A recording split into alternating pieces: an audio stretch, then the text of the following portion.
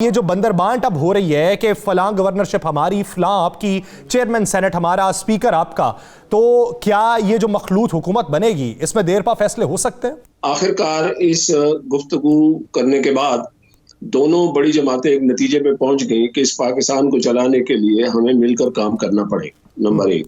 Number दो, जब जमातें इस तरह से मिलके मखलूत हुकूमत या दो जमातों पर मबनी या तीन जमातों पर मबनी हुकूमत बनती है तो डेफिनेटली उनके भी अपनी अपनी डिमांड्स होती हैं, वो भी उसका हिस्सा बनना चाहते हैं। वो इक़्तिदार में वो कहते हैं हम नहीं बैठेंगे। मैं तो उससे इख्तलाफ करता हूँ कि उनको सारी चीजों में शेयर करना चाहिए, रिस्पॉन्सिबिलिटी से बचना नहीं चाहिए। ठीक है जी। और उन्होंने जो डिमांड अपनी कुछ की है और उसके बाद बल्कि ये डिस्कशन थी तो उसके बाद फैसले हो गए। इसको मैं बंदरबांट नहीं समझता। माजरत के साथ उनकी भी माकूल सीटें हैं, हमारी जमात अक्सरियत में है, मतलब सादा अक्सरियत ना होने के बावजूद तो ये मिलजुल के काम करना पड़ता है और ये कोई नई बात नहीं है। ये हमेशा ही कोलिशन गवर्नमेंट में ये इस तरह के जो है ओहदे तकसीम किए जाते हैं। इसको बंदरबांट भी नहीं कहते। मतलब या तो कोई ओहदा ना हो और सारी चीजें हम रख लें, वो भी मुमकिन नहीं है, और सारी चीजें पीपल्स पार्टी रख ले, वो भी मुमकिन नहीं है। अब है कि अल्लाह करे कि ये जो इनका मुआहदा हुआ है दो बड़ी जमातों का, ये मिलके इस मुल्क को इस दलदल से निकाले।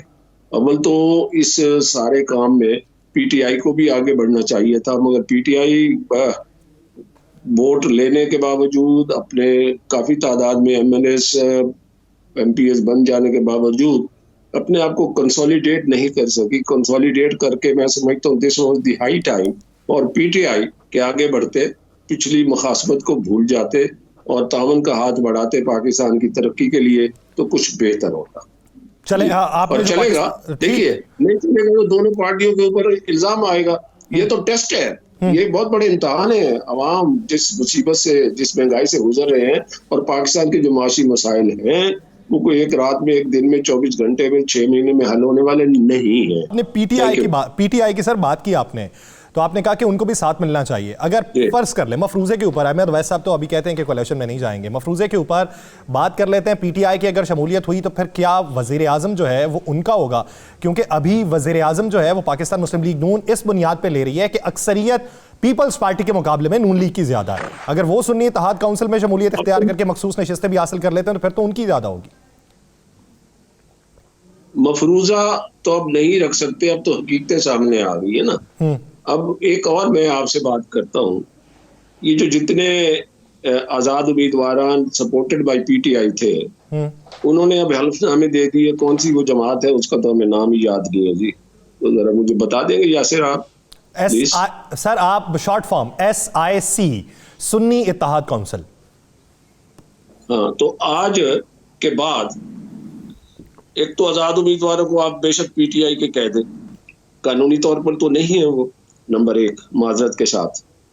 फिर आज के बाद जब वो उसमें शामिल भी हो जाएंगे, पार्लियामेंट में, असेंबली में हलफ भी ले लेंगे, उसके बाद आपको वो सुन्नी इत्तेहाद काउंसिल जो भी आप कह रहे हैं, फिर तो वो ही नाम देंगे ना आप जी। फिर आप तहरीक इंसाफ की तो बात नहीं करेंगे जी जी जी। तो मैं ये सोच रहा था कि कन्फ्रंटेशन की सियासत, उसमें कुछ ज्यादतियां भी हुई, ये बात नहीं, हम नहीं कहते कि पीटीआई के लोगों के साथ ज्यादतियां नहीं हुई, कुछ रियासत के साथ भी ज्यादतियां हुई, कुछ कानून को भी हाथ में लिया गया। कोई बंदा अपना दामन और पहलू छुड़ा नहीं सकता, कोई फरिश्ता नहीं है।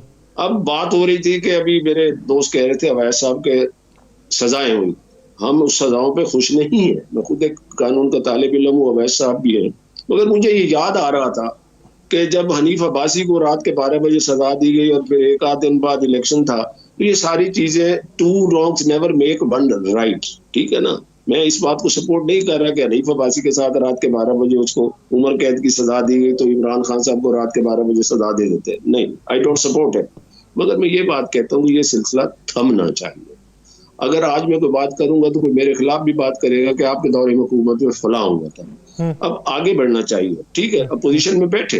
अब पीटीआई का नाम तो अब कल के बाद या परसों के बाद या जब हलफा होगा उसके बाद तो नहीं लेंगे ना पीटीआई का नाम। कानूनी तौर पर आप यूज ही नहीं कर सकते, मैं भी नहीं कर सकता, कोई भी नहीं यूज कर सकता। तो फिर ये अपोजिशन होगी सुन्नी इत्तेहाद की, जो सुन्नी इत्तेहाद काउंसिल है। तो सुन्नी इत्तेहाद काउंसिल जो है, उनका लीडर, पार्लिमानी लीडर कौन होगा? चलो अब उनके जो लीडर होंगे वो सुन्नी इत्तेहाद काउंसिल पीटीआई का लेबल लगा के तो पार्लियामेंट में नहीं बैठ सकते, ना ही पीटीआई की जो मतलब है कि प्लानिंग है, ना ही पीटीआई का कोई मंशूर है, ना उनकी बातें, ना इमरान खान साहब की हिदायत पे काम कर सकते हैं। ये बड़ी एक कॉम्प्लेक्स सिचुएशन हो जाएगी। तो अगर पीटीआई के अंदर माजरत के साथ दूरअंदेशी होती, मैं पॉलिटिकल वर्कर हूं, मैं किसी जमात के खिलाफ नहीं, किसी लीडर के खिलाफ नहीं बोलता, दूरअंदेशी होती, अदम एतमाद के बाद पार्लियामेंट में बैठे रहते, आज ये दिन न देखने पड़ते। कुछ उन्होंने ये दिन देखने में उनका भी बहुत बड़ा हाथ है, बहुत बड़ा कंट्रीब्यूशन है। इन एनी केस तो अब बात ये है कि अगर मुड़ के देखा जाए तो फिर अपनी फेलियर को देखें।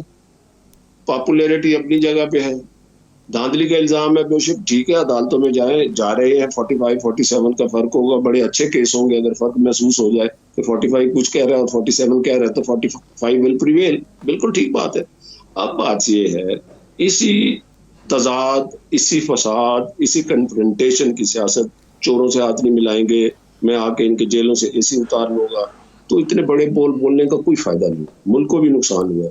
पाकिस्तान तहरीक इंसाफ को नजरअंदाज भी नहीं किया जा सकता, उसकी पॉपुलैरिटी को नजरअंदाज नहीं किया जा सकता, but at the same moment कि आपके पास पॉपुलैरिटी है, कैश है आपके पास, अगर उस कैश को अगर सही तरीके से आप इस्तेमाल ही नहीं करते, लल्ले तल्ले में अपनी दौलत उड़ा देते हैं, तो फिर मुफलिसी फेस करनी पड़ेगी।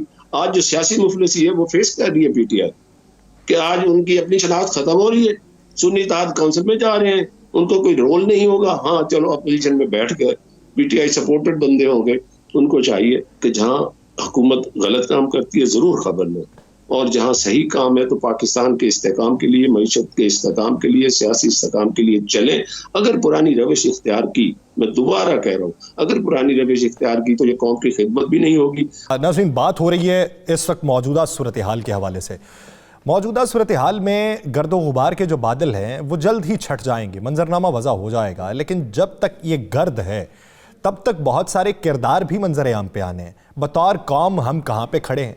क्या हम तकसीम की सियासत को बर्दाश्त कर सकते हैं, या फिर हमें एक कौम बन के आगे बढ़ने की ज़रूरत है? बेशुमार जगहों पे नज़रियाती इख्तलाफात होते हैं, शख्सियाती इख्तलाफात भी होते हैं, लेकिन जब मुल्क का मामला हो, जब आपको ये मालूम हो कि मुल्क किस नहज पे है और अगर इस नहज पे मज़ीद इंतशार होगा तो उस जगह पे गिरेंगे जहाँ से उठना मुश्किल हो जाएगा, तो ये वो वक्त है कि जब कोई अहद करने की ज़रूरत है। रफ़ीक रजवाना साहब, आपकी तरफ आऊँगा। मुशाहिद हुसैन सैयद साहब ने सेनेट के फ्लोर के ऊपर जब सेनेट का इजलास जारी था तो उसमें उन्होंने सियासी कैदियों की रिहाई का मुतालबा किया था। वो किन कैदियों की तरफ इशारा कर रहे हैं?